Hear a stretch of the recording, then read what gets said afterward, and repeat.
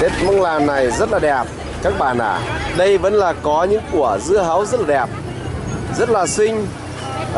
Trong thời gian này họ sẽ bán tất cả các loại vật như là quả dứa rồi là các loại khác ở đây nha các bạn nhé.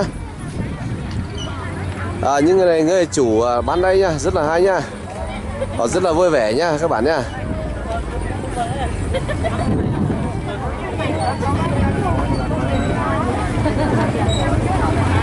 Con gái không có, không có con gái không có nha. Trời nó mưa rồi chứ không ai ăn nhưng mà rất là đẹp. Con gái cũng rất đông nha các bạn nhá. Ở thị trấn Quảng này gái vẫn nhiều lắm nha. Mông rất là to nên các bạn đến đây rất là thích. Những cô gái rất là đẹp. Từng đôi quay về. Đây à, trong xe thì lúc trước bây giờ nhớ tới chờ là chùa rồi gì cần cầu lên à. Mua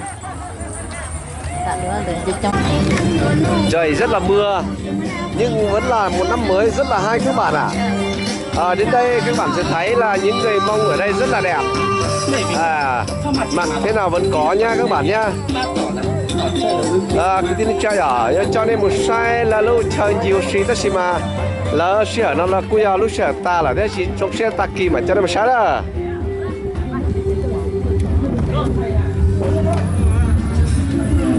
Mong trong cơn gạo này nhớ cho lúc tết chờ sẽ khoảng là sẽ khoảng à trong cờ đấy là cái tiếng trà cho lần câu lần trâu là cô trong cơn gạo này lo rõ ra là sơ chỉ sợ nó dễ sợ và lần nào thì là cô lo chế rõ ra là thế cô chỉ mà trong đầu tù này nữa bây giờ chỉ bỏ cho lần câu lần trâu này bỏ ok là dễ đi là thế chỉ trong xe thì cho nên gì nó đi trong xe ta ra đi khó cho nên một sai lúc tết chờ đó là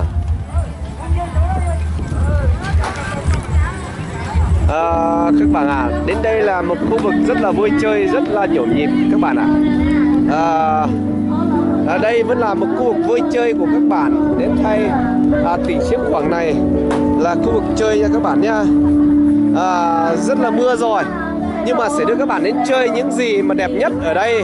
Tôi sẽ đưa các bạn đến thay xem những gì mà các bạn đang thích. Con gái người Mông là ném còn rồi là chó bò trần hoặc là những gì vui chơi ở đây 2017 ở đây nhá các bạn nhá. Rất là đẹp nhưng mà trời nó mưa nó không chịu được.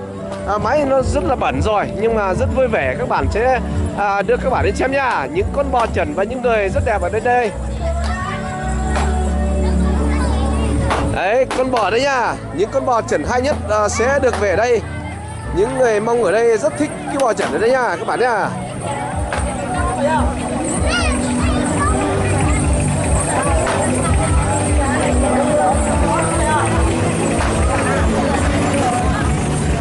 Bò rất là to, bò rất là đẹp mà rất là hay, trần rất là hay nhưng mà trần đã qua chúng ta không thấy. Nhưng dù sau thì ngày mai chúng ta sẽ xem bò trần nha các bạn nha. Đây là những quả bóng bay nha các bạn nha. Sẽ ném từng quả nào và từng quả một nha. Rất là hay nha. Ở Tết Lào rất là vui vẻ nha các bạn nha. Họ sẽ ném từng chi tiết. Ở đây có những gì đây phải không? Có rất nhiều loại quà ở đây với các bạn ạ. Và rất là hay nhá. Họ sẽ ném đấy các bạn thấy ném vui chơi ở đây rất là hay nha các bạn nhá. Khi nào các bạn đến đây là rất là vui nhá. Đấy.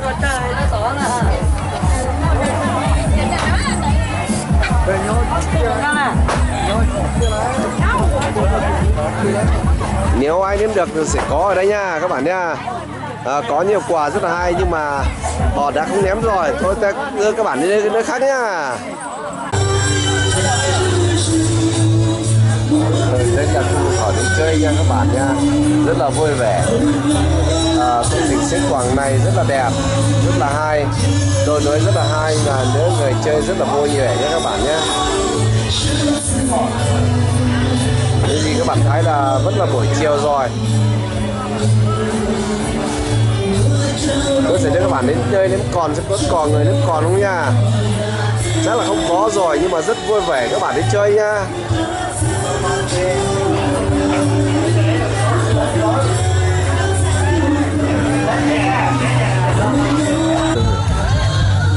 Mía rất là to nha các bạn nha.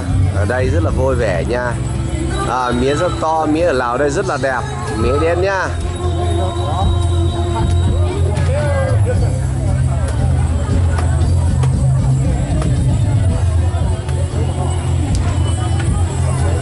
This is